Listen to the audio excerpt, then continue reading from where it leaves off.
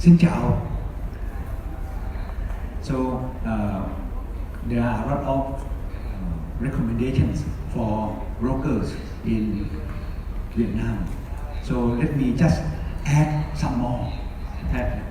First, before we become a brokers or before we sell properties, we also need to work with other professionals. Like if we do something like due diligence, we need to have building inspector to be in our work as well, so that we know that the house is in a good condition. We also need some title search. I don't know what about here, but the land title may be dubious. I don't know who are the landowners, so we may have to check this properly before we put for sale. And we also need a valuer, like me, I'm a valuer, to see how much is the house or how much is a piece of land. We will not sell whatever the seller want to sell. We have to know what is the exact price, otherwise it will waste the time for all of us, the buyer, the seller, and the society.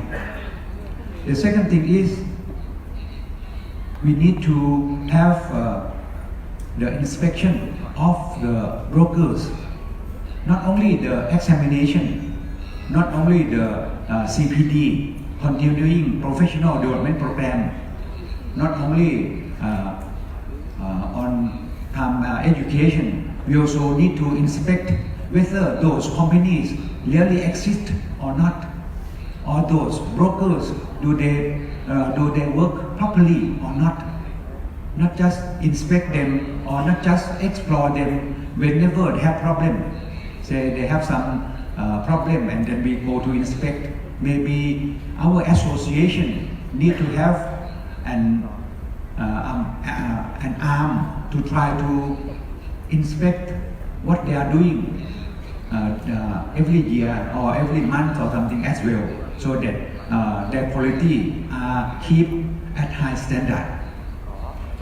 The third thing is that we need indemnity insurance. Indemnity insurance, like if you are brokers, you need to have some insurance that you will protect the consumers. If you do something wrong, if you advise them wrongly, you have to pay them something. That is our responsibility. If we don't have responsibility, we don't have brand. The brand comes from the responsibility. Like in my case, every year we have to insure for say around $10,000 to protect us for around $1 million or $2 million. So this is something that we have to invest.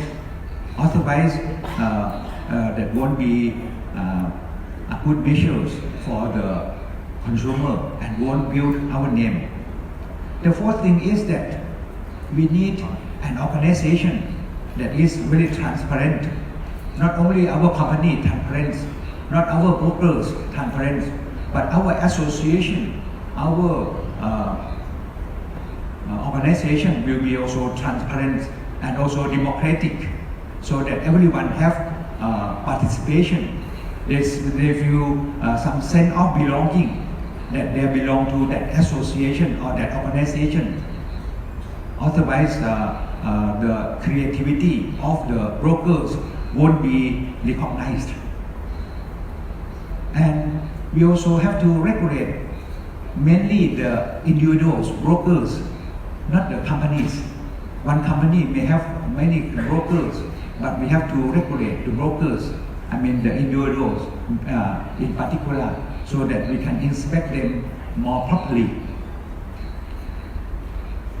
The sixth point is that before maybe we are not ready to be regulated by the government, another option is the SRO, we call self-regulatory organization. Self-regulatory organization. This is something that we regulate ourselves, like in the UK. in the US may be regulated by the government or in Singapore, but in many cases they are self-regulatory organization. This is something that also a good point. The last thing, in my opinion, is that we need to learn from many countries. We have best practices from many countries, from the US, from UK, from Taiwan, from Korea, from many other places, in Australia or somewhere, and not to be dominated by any international organization, but must learn from different organizations so that we have good practices from around the world for Vietnam. Xin cảm ơn.